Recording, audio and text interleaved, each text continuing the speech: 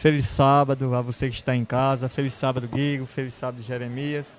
Mais uma vez aqui vamos recapitular a lição, que estudamos durante a semana, que teve como tema a hora da glória, a cruz e a ressurreição.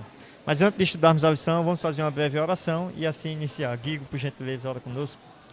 Senhor Deus, amado Pai, nós te agradecemos mais uma vez, Senhor, por estarmos na Tua santa e augusta presença nesse momento, na Tua santa casa. E pedimos a unção dobrada do Teu Santo Espírito, que ao estudarmos, ao recapitularmos a lição novamente, hoje, o Senhor possa abrir a nossa mente e nosso coração e tudo que possamos entender e aprender, colocarmos em prática. É o que te pedimos e te agradecemos por Jesus. Amém. Jeremias, o tema da lição, a hora da glória, a cruz e a ressurreição. E aí o verso para memorizar é justamente quando Pilatos interroga Jesus. E aí Pilatos faz uma pergunta e aí Jesus retruca com outra pergunta. Faça aí um resumo desse verso para memorizar e do que a lição vai se tratar justamente durante a semana. Muito bem, Kel, eu saúdo os irmãos que estão nos ouvindo e possamos aprender algo juntamente conosco sobre a lição que estudamos durante a semana. É um privilégio grande estarmos reunidos para recapitular uma lição onde fala da glória quando se trata de cruz e ressurreição. Um tema realmente muito irônico, mas é real, porque nos traz o conforto da esperança que temos da salvação. Antes de entrar propriamente dito no verso para memorizar, eu quero enfatizar a introdução da lição aqui, que fala sobre o tema como João delineou durante o seu evangelho. João, nós sabemos, eu sempre tenho falado isso, mas é bom enfatizar, que João, ele fez questão em escrever esse evangelho já depois de quase 60 anos do ocorrido, para que enfatizasse um tema muito importante: Jesus, o Messias, Jesus, o Redentor, Jesus, aquele que veio para salvar. Então ele conseguiu trazer esse tema assim, bem claro durante todo esse evangelho. E durante os capítulos 1 ao 10, João discorreu o ministério de Jesus de 3 anos e meio aproximadamente. E em apenas 2 semanas, 1 semana e meio, ele conseguiu ocupar do capítulo 11 ao capítulo 20. Veja que acontecimentos extraordinários foram esses dos últimos dias da vida de Jesus. Então, nesses acontecimentos agora entra uma verdade crucial, que foi o julgamento. O julgamento. E nesse julgamento, o juiz era Pilatos. Era o governador e, consequentemente, o juiz naquela corte ali. E chega ali para Jesus, o intuito de Pilatos, já estamos entrando diretamente na parte de domingo. Pilatos queria, de fato, saber quem era Jesus. Porque Pilatos era o governador romano. Não tinha nada a ver com os costumes religiosos dos judeus. Ele não sabia praticamente, vamos levar por esse lado, ele não sabia praticamente nada. E muito menos não sabia quem era Jesus. Não sabia quem era Jesus. Então, quando ele se depara com aquela situação, ele queria agora ferrenhamente saber quem era Jesus. E ele chega para Jesus e pergunta: você é rei? Você é rei? Uma pergunta direta, não é? Você é rei? Porque se Jesus fosse rei, consequentemente, César estava em oposição. César estava com um opositor forte, porque Jesus havia feito um grande trabalho. Então, quando aí Jesus chegou para ele e respondeu: o Senhor está dizendo que eu sou o rei. O Senhor está dizendo que eu sou o rei. Ou seja, Jesus não afirmou que era rei. Você está dizendo que eu sou rei. Mas, em contrapartida, ele disse: eu para isso vim, para isso nasci, para isso vim ao mundo, para isso nasci, para isso vim ao mundo, a fim de dar testemunho da verdade. Todo aquele que é da verdade, ouve a minha voz. Quando Jesus falou da verdade, mudou o tom da história. Quando Pilatos falou sobre rei, que Jesus falou de verdade, ele deixou o rei para lá e começou agora a refletir sobre a verdade. A verdade. Por que verdade? Porque, irmãos, olha, em todas as épocas, desde o início do mundo até hoje, a verdade é sempre discutida. A verdade sempre é desviada do conceito normal, do conceito original. Então, quando Jesus falou que era da verdade, aquele que ouve as palavras, aquele que como é que é? Todo aquele que é da verdade ouve a minha voz. Então Pilatos começou a refletir: eu sou da verdade ou sou da mentira? Aí chega para Jesus e aflito porque na cabeça de Pilatos ali, irmãos, estava passando 1 milhão de coisas. Ele estava numa situação muito complicada. E ele chega para Jesus e pergunta: o que é a verdade? O que é a verdade? E a verdade, nós sabemos, a verdade estava diante dele, a verdade era Jesus. A verdade eram 2 ou 3 palavras que Jesus dissesse a ele, mas ele não esperou. Ele não teve tempo, de refletir sobre esse momento. Pilatos, irmãos, estava numa situação muito complicada, como eu já mencionei. Por quê? Julgando algo que não era do interesse dele. Pilatos estava ali para julgar casos políticos, não eram casos religiosos, no qual ele estava envolvido ali. E a pressão era muito grande. Então ele estava querendo se sair de uma forma ou de outra, querendo que algo fosse mais esclarecedor, mas não encontrava saída. O irmão Jeremias, o Espírito de Profecia fala que Pilatos ele tinha pressa em fazer o julgamento. Nós percebemos os detalhes, porque ele pegava o quê? Ele foi logo querer saber o que tinha acontecido, ele sabia que tinha que julgar, mas ele foi com pressa. E quando ele fala sobre a verdade, bem frisado pelo senhor aí, ele pergunta sobre a verdade, ele faz a pergunta, mas ele dá as costas a Jesus e não espera a resposta de Jesus. E aí ele corre para quê? Para agora persuadir o pessoal, o povo, a salvar a Jesus, a libertar Jesus. Mas só que ele via que no ministério de Jesus, ele já tinha ouvido falar de Jesus com certeza, como governador não tem como ele escapar dos comentários. Mas ele sabia que Jesus era Cristo, porque ele fazia milagres, ele tinha seguidores, ele tinha discípulos. Então ele apelou para o povo, naquela situação, para que o povo libertasse a Jesus. Eu não vejo, ao testemunho dele, eu não vejo crime algum nesse homem. E o pessoal crucifica-o, ele quer ser rei, nós só temos um rei, é César. Aí agora ele viu que a estratégia dele não ia dar certo, ele começa com outra estratégia e diz: na Páscoa há costume de soltar um dos nossos presos. Quer que eu solte o seu rei? E os judeus e o pessoal gritava, juntamente com o povo, estava misturado os líderes religiosos que estavam querendo crucificar Jesus, que estavam querendo a morte de Jesus. E eles gritavam no meio e toda a multidão ia junto: queremos Barrabás, crucifique Jesus.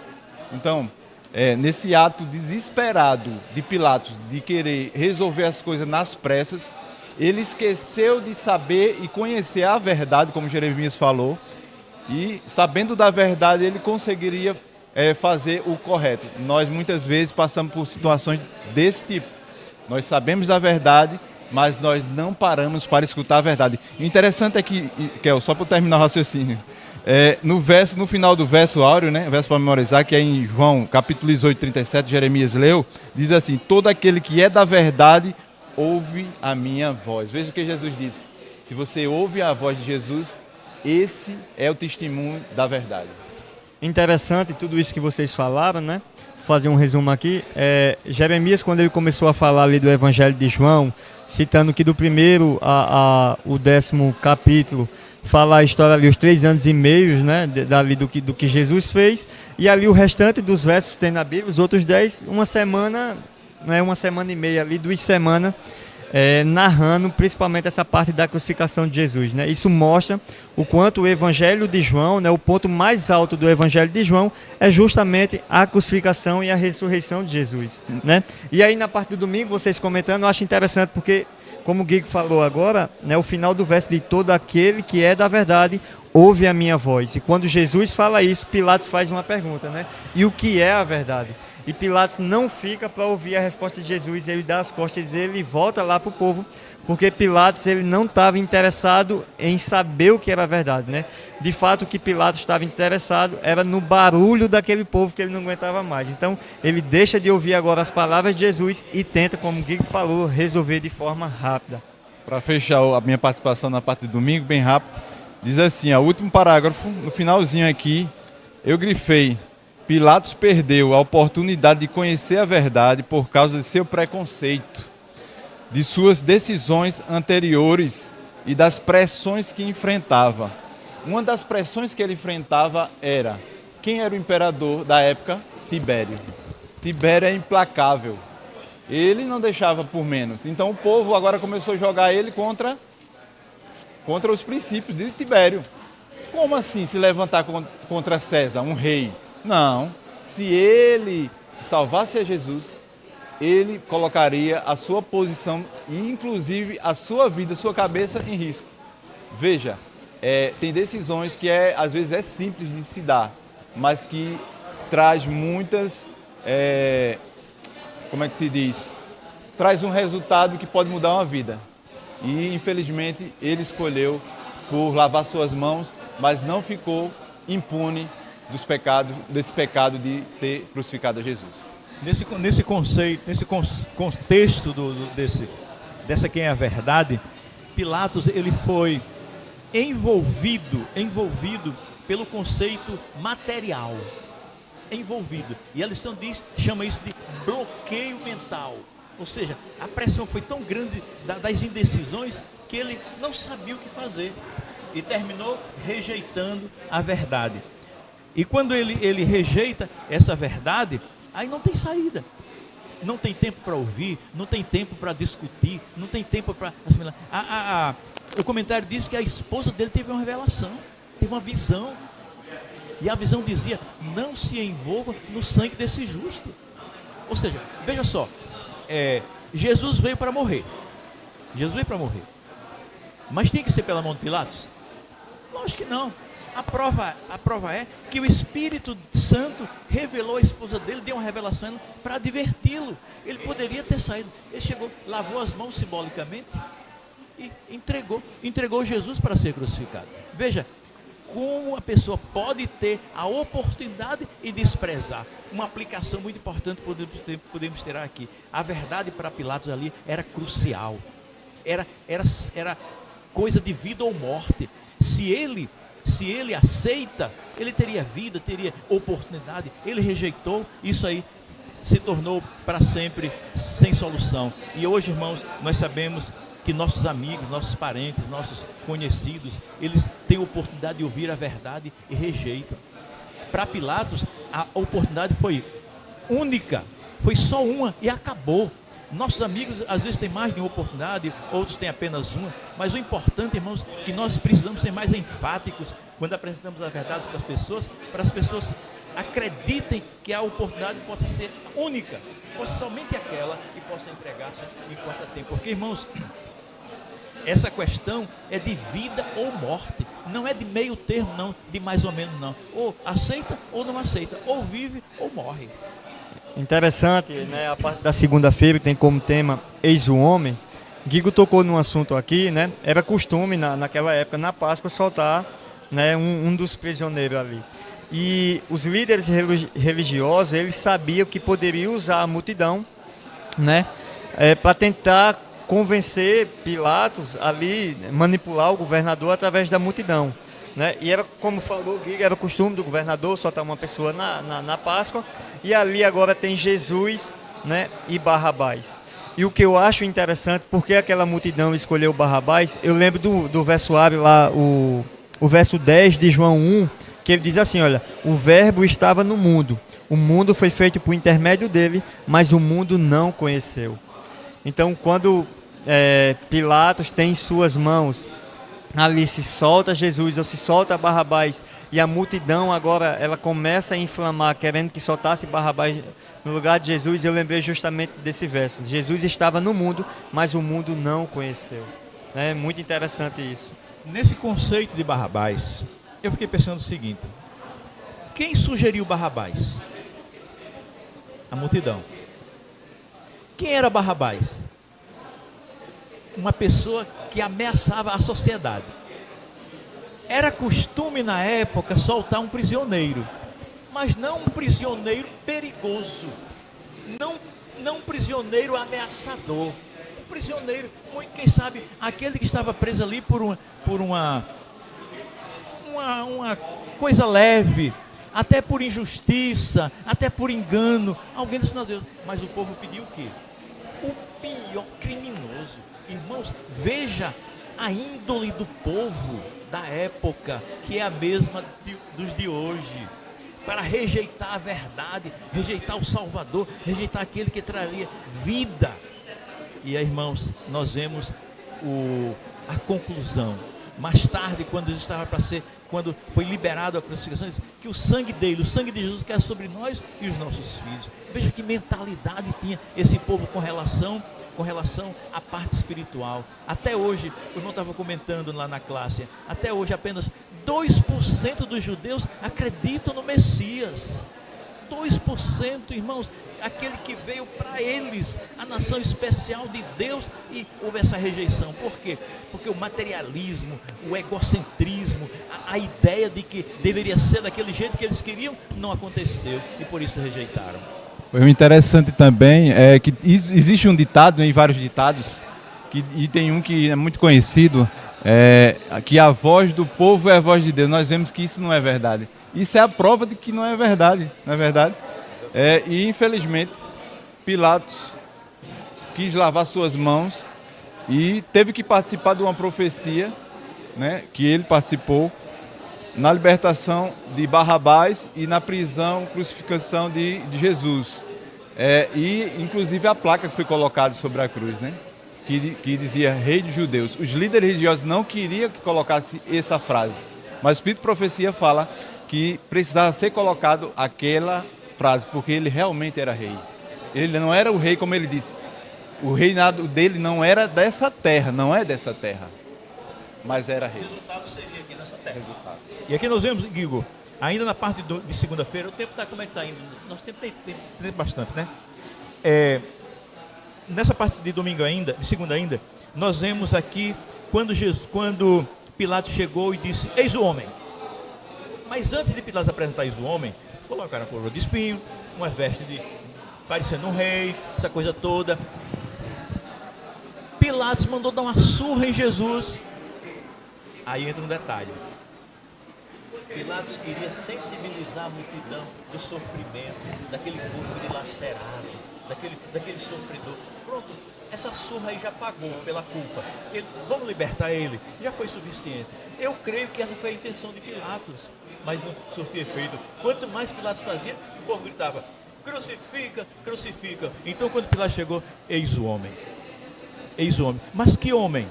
Assim, o mesmo homem que João declarou lá, eis o Cordeiro de Deus que tira o pecado do mundo. Aquele projeto, estava sendo consumado ali, né? Eis o homem. Mas que homem? Um homem que tira o pecado do mundo. As pessoas não compreenderam dessa forma, mas essa foi a realidade. É muito interessante essa parte que Jeremias tocou, né? Porque é justamente isso, né? Pilatos tentou distribuir... Pilatos, ele tentou sensibilizar o povo ali, né? Ao ver Jesus daquela forma, com uma coroa de espinho em sua cabeça, para ver se aquilo era o suficiente. E quando ele apresenta eis o homem, é interessante isso que Jeremias trouxe, porque remete às palavras de João quando apresentou Jesus, né? Eis o Cordeiro de Deus que tira o pecado do mundo. Guigo, vamos para a parte de terça-feira, porque na terça-feira tem como tema está consumado, né?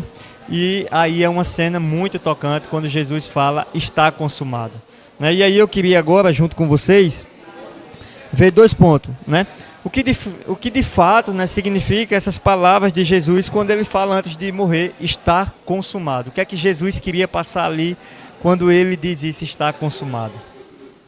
E aí Guigo, Jeremias, né? Isso aí está relatado lá em João 19, do 28 ao 30, né? E eu queria ver agora de vocês, né? Por que Jesus usou essas palavras, está consumado? O que é que Jesus estava querendo falar com essas palavras? Eu quero ler aqui e Guigo faz o comentário. No auxiliar do seguinte, para os anjos e os mundos não caídos. A frase está consumado teve profundo significado. A obra da redenção havia sido realizada tanto para o nosso benefício quanto para o benefício deles. Que citação de O Desejado, não é? 610. Porque, você complementa o comentário. Aqui, quando Jesus está consumado, não foi o momento que ele morreu. Quando ele está consumado, foi o momento em que o plano foi executado. Ele sentiu a sensação de que Deus havia recebido o seu sacrifício. Então aqui, os anjos santos, perfeitos, estão isentos de pecado, mas os anjos estavam ansiosos. O Espírito Santo disse que quando Jesus se comprometeu a vir, teve um anjo, outro dizendo, eu vou morrer, eu vou lá no lugar dele e tal. Não, só serve Jesus. Só Jesus é que pode executar tal trabalho. Então, os anjos ficaram nessa expectativa. Então, irmãos, quando o plano foi executado, devo ter ufa, que tranquilidade, que sossego foi esse, porque tudo cessou. E os remidos e os humanos que aceitaram Jesus como Salvador, como seu Redentor, forem justificados, serão salvos. Irmãos, veja só, a Trindade e os anjos, todos, irmãos, torcem em nosso favor. Que privilégio nós temos! E muitas vezes desprezamos, menosprezamos esse grande privilégio que Deus concede a cada um de nós. Terminou. A função de Jesus como homem nessa terra tinha terminado, como o irmão Jeremias. Não foi a morte, mas naquele momento ele sabia que tinha feito o papel que somente um Deus poderia fazer. Somente ele como Deus e ser humano poderia fazer. Somente ele poderia nos dar a salvação por meio da sua graça. Quando ele disse está consumado, ele ali viu e provou para o mundo inteiro e para mundos não caídos e os anjos, como Jeremias falou, que existia esperança para o ser humano ser salvo. Porque até então não. O Cristo, o próprio Deus, veio na terra, morreu e não pecou. E aí, esse plano da redenção sendo consumado, Jesus fala as palavras, está consumado, está completado, está terminado. Houve um sacrifício perfeito em salvação, em resposta ao pecado que o homem cometeu. E essa salvação é plena em Cristo Jesus. E nós temos essa salvação disponível sempre. Agora, incrível, Kel, quando Jesus estava ali prestes a pronunciar está consumado, ele viu Maria, sua mãe. Veja só, Jesus prestes a morrer, numa dor tremenda de crucifixão, vê Maria, outras mulheres e João, o discípulo amado, junto dela. E diz, mulher, eis aí o teu filho. Filho, eis aí a tua mãe. Ou seja, teve a preocupação, irmãos, veja que lição importante para os filhos aqui. A preocupação que os filhos devem ter com os pais, seja com a sua situação. Jesus iria morrer, mas Maria ia ficar. E Maria era o quê? Era uma viúva sem filhos. E uma viúva sem filhos significava o quê? Desprezo, desprezada pela sociedade, ou seja, ia morrer à míngua, ia mendigar. Aí Jesus chega para João e diz, João, assume aí como filho, porque você vai cuidar dela.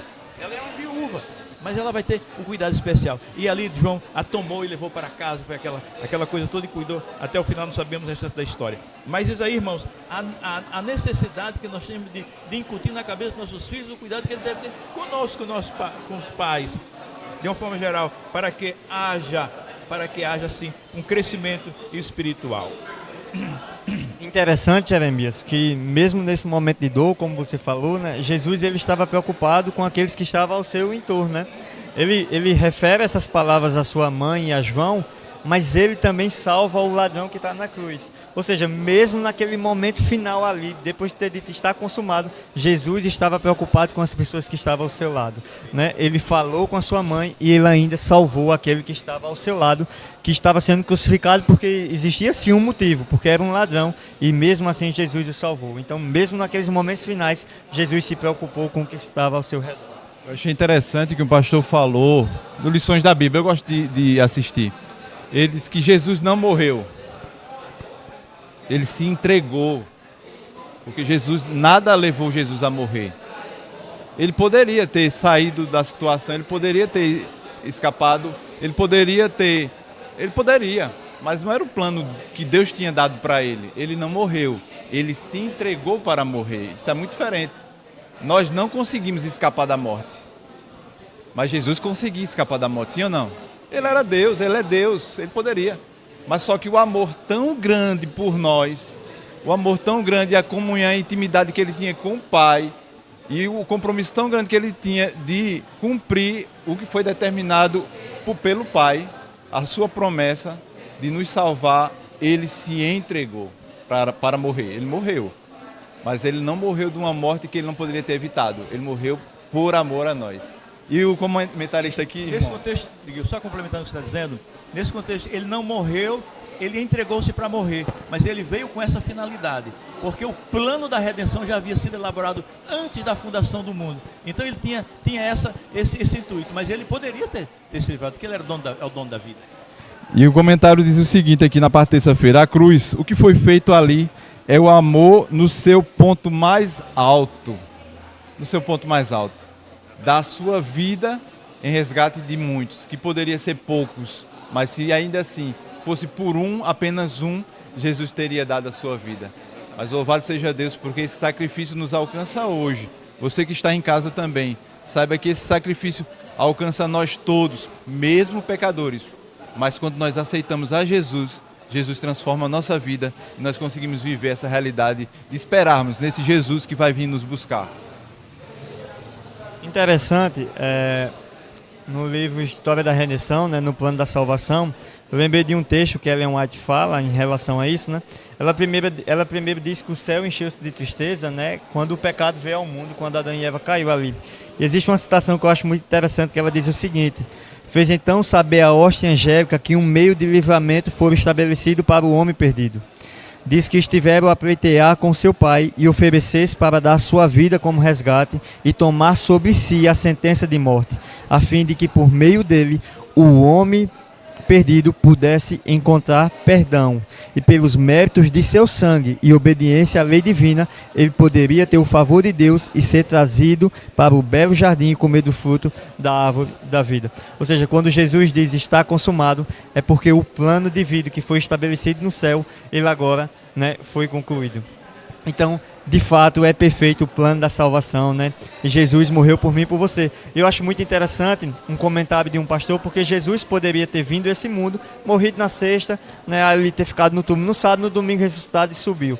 Mas Jesus veio a este mundo, se fez como criança e passou ali 33 anos, né, fazendo milagres, curando pessoas e falando, né, do seu plano de salvação. Então não só foi o fato da morte, foi o fato de ter vivido nessa terra, né, e de fato querer salvar a todos que estão perdidos. Nesse contexto, Kel, aí Jesus deixou bem claro também no Evangelho de João, de que Jesus disse: quem me vê a mim, vê o Pai. Quem me vê a mim, vê o Pai. Porque nós sabemos que lá no céu, Satanás colocou em dúvida o caráter de Deus, tá certo? Que Deus era isso, Deus era aquilo e tal. Muitas coisas horríveis ele falou sobre Jesus e conseguiu vencer sobre Deus e conseguiu vencer ali, convencer uma boa parte dos anjos. E Jesus passou o ministério dele somente para reivindicar o nome de Deus, mostrar quem realmente Deus era.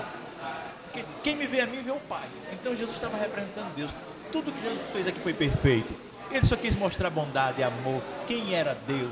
E no final, a conclusão, que foi o ministério, que foi a salvação, foi a morte na cruz do Calvário para nos dar a redenção. Isso fez com que as pessoas refletissem sobre o que realmente era necessário para se preparar para a salvação.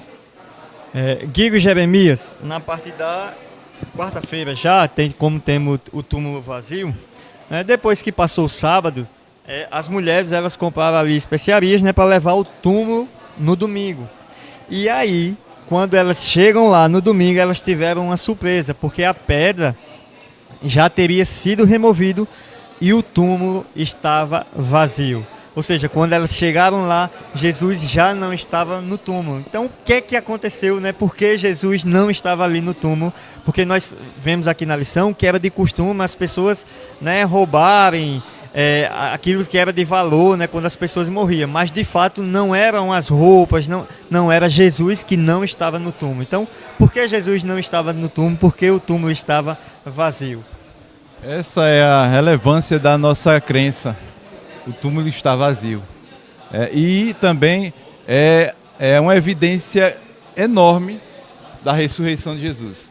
Do plano da salvação ser aceito por Deus. Porque se ele não tivesse sido aceito, se Jesus tivesse pecado nesse mundo, nós não teríamos visto, ouvido falar e cremos na ressurreição de Jesus. Porque essa ressurreição é uma evidência clara. O túmulo vazio é uma evidência clara, o anjo falando, as vestes dobradas, todos os detalhes que nós vamos estudar, nós estudamos e vamos recapitular, mostra e dá evidências da ressurreição de Jesus, né? E é muito interessante quando Maria Madalena chega no túmulo, porque é interessante aqui frisar meus nossos amigos e irmãos que nos acompanham, que às vezes passa no YouTube ou em outra rede social e pega a lição da escola sabatina, a recapitulação.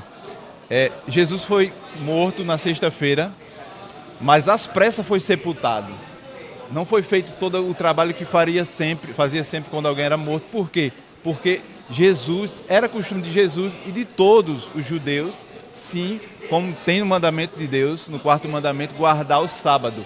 E mesmo diante de morte, eles não fizeram o que deveria ser feito com o corpo de Jesus. Então Maria, logo cedo, no domingo, no primeiro dia da semana, depois de passar o sábado, ela comprou especiarias e correu para o túmulo, foi para o túmulo para fazer as devidas situações que poderia fazer com o corpo do seu mestre. Mas ao chegar lá, né, como Kel falou, encontra o túmulo vazio, a pedra removida. Há relatos de pessoas que dizem que alguém roubou, mas eu não acredito nisso, porque há muitos relatos que não poderia acontecer. Primeiro, o túmulo estava sendo vigiado por vários guardas. A pedra estava lá, Maria simplesmente ela não poderia, mas mesmo assim, quando ela chegou lá, Jeremias, ela chegou a perguntar e bateu um desespero nela tão grande, começou a chorar, porque pensava ela que alguém tinha roubado o corpo do mestre. E ela começou agora a perguntar quem roubou, quem tirou o corpo do mestre. Veja como interessante é essa parte da história da ressurreição de Cristo. Aí nós vemos, Guigo, que Maria chega para fazer, como você falou, ali os últimos retoques, porque enterraram Jesus nas pressas, porque estava chegando o sábado. Interessante que o sábado, do pôr do sol da sexta-feira até o pôr do sol do sábado, ninguém comenta nada, porque Jesus passou esse dia no sepulcro.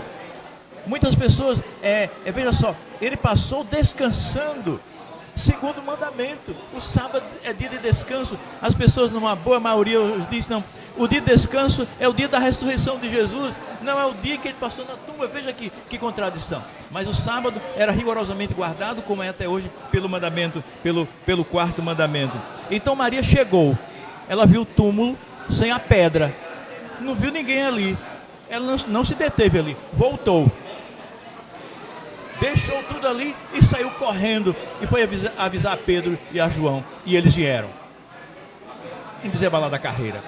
E João, mais novo do que Pedro, passou João, passou Pedro e chega na porta do sepulcro, fica ali olhando com medo, eu acho, e Pedro vem e entra com tudo, e entra ali e repara esse detalhe que você mencionou.